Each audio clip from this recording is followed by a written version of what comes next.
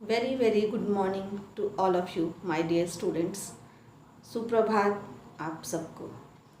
बच्चों, आज हम लोग JCERT के पाठ्यक्रम पर आधारित कक्षा 6 के पाठ 7 का अध्ययन करेंगे। हमारे आज का टॉपिक है सेपरेशन ऑफ मटेरियल्स, पदार्थों का पृथक्करण।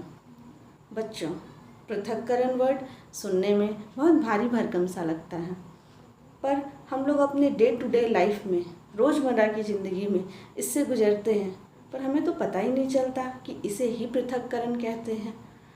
बच्चों, आपने सब्जी मंडी में देखा होगा, दुकानदार सब्जियों को अलग अलग रखता है। फलों के दुकान पर आपने देखा होगा, सड़े गले फल अलग और अच्छे फल को अलग दुकानदार रखते हैं। अपने घर में भी हम देखते हैं, माँ चावल जब साफ़ करती है तो उससे कंकड़ बाहर निकाल देती है, दाल को जब साफ़ करती है तो उससे भी कंकड़ पत्थर बाहर कर देती है। बच्चों, इसी अनुपयोगी चीज़ों को बाहर निकालना और उपयोगी चीज़ों को यूज़ करना ही पृथक्करण कहलाता है। इसे ही हम पृथक्करण कहते हैं। आइए अपने टॉपिक को शुरू करते हैं। पृथक्करण क्या है और पृथक्करण क्यों? पृथक्करण बहुत ही आवश्यक है, क्योंकि हम जो भी अपनी चीज़ों को खाने के लिए इस्तेमाल करते हैं उनमें गंदगी है, उसको साफ़ करना ज़रूरी है। साफ़ करना मतलब अनुपयोगी चीज़ों को बाहर निकाल देना, छांट देना। दूसरा है पृथक्करण क्यों?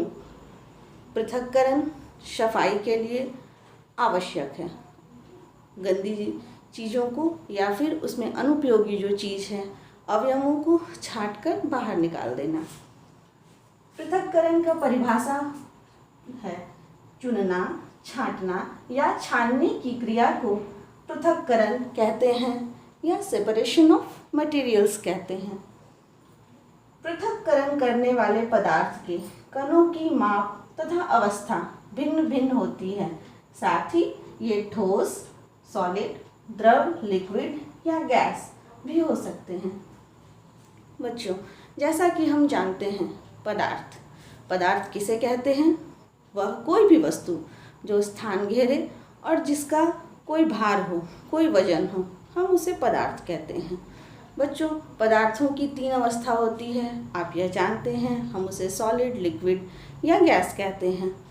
जिस पदार्थ को हम पृथक करते हैं वह सॉलिड भी हो सकती है, वह लिक्विड भी हो सकती है और वह गैसियस फॉर्म में भी हो सकती है। और इनके शेप और साइज़ भी अलग अलग होते हैं। अलग अलग शेप और साइज़ के अवयवों को छांटने के लिए हम अलग अलग विधियों का प्रयोग करते हैं। बच्चों, आइए हम जानते हैं कि ये कौन कौन सी विधियां हैं जिसे हम इस्तेमाल करते हैं पृथक्करण में। आपने देखा होगा, घर में हम चाय बनते हुए चाय को हम छन्नी से छान देते हैं। छानने के क्रम में चाय पत्ती ऊपर रह जाती है और चाय हमारा नीचे चला जाता है। बच्चों, यह जो चाय के छानने की प्रक्रिया है, यह भी एक पृथक्करण का ही उदाहरण है। ऐसे बहुत सारे उदाहरण हम देखेंगे और बहुत सारे एग्जाम्पल्स से जानेंगे कि पृथक्करण की कितनी विधियां हैं और उनके अवयवों का क्या उपयोग है और क्या उनके और सारे जो अवयव हैं वो अनुपयोगी भी हैं। बच्चों, आपने दही को देखा होगा, माँ जब घर में दही जमाती है तो उससे छाछ बनाती है और मक्खन निकालती है। उसके दोनों जो पार्ट्स हुए, जो उसके दोनों प्रोडक्ट्स निकले, छाछ और मक्खन, दोनों ही उपयोगी अवयव हैं। किंतु इस चाय छन्नी को छानने के बाद जो ऊपर की चाय पत्ती बची वह अनुपयोगी है, उसे हम आमतौर पर फेंक देते हैं। अगर हम चाहें तो इस चाय छन्नी के अवयव को हम उपयोग ला सकते हैं। इसे हम डाल सकते हैं पेड़ पौधों में, जो उसके ग्रोथ के लिए हेल्पफुल होगा। तो जितने भी अवयव हैं पृथक्करण के उपरांत वो सारे अनुपयोगी ही नहीं होते हैं, पृथक्करण के उपरांत भी उपयोगी अवयव प्राप्त होते हैं। आइए पहले इसे जानते हैं। पृथक्करण के उपरांत हमें जो पदार्थ प्राप्त होते हैं वह उपयोगी भी होते हैं और अनुपयोगी भी होते हैं। आइए कुछ उदाहरणों द्वारा इसे जानते हैं कि यह उपयोगी हैं या अनुपयोगी। पृथक्करण, पृथक्करण के उद्देश्य और पृथक्करण अवयवों का उपयोग। चावल या दाल, चावल या दाल में क्या मिलते हैं? कंकड़, पत्थर, जिसे हम अलग करते हैं और इनका उपयोग क्या है? चावल दाल को हम भोजन के रूप में उपयोग में लाते हैं।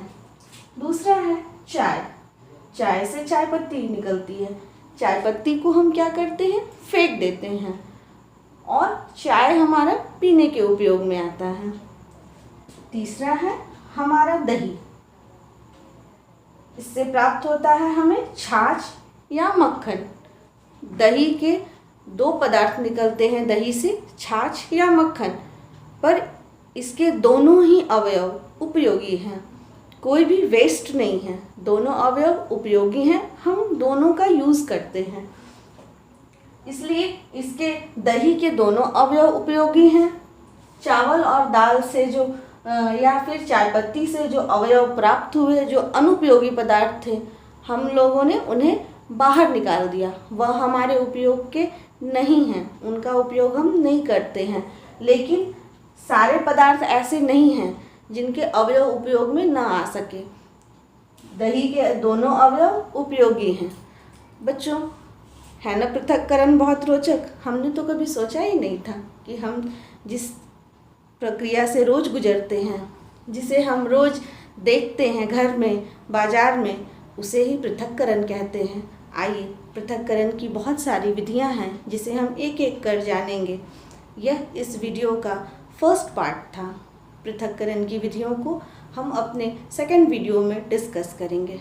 आशा करती हूँ आप सबको वीडियो पसंद आया होगा और आपकी जानकारी बढ़ी होगी। Thanks for watching.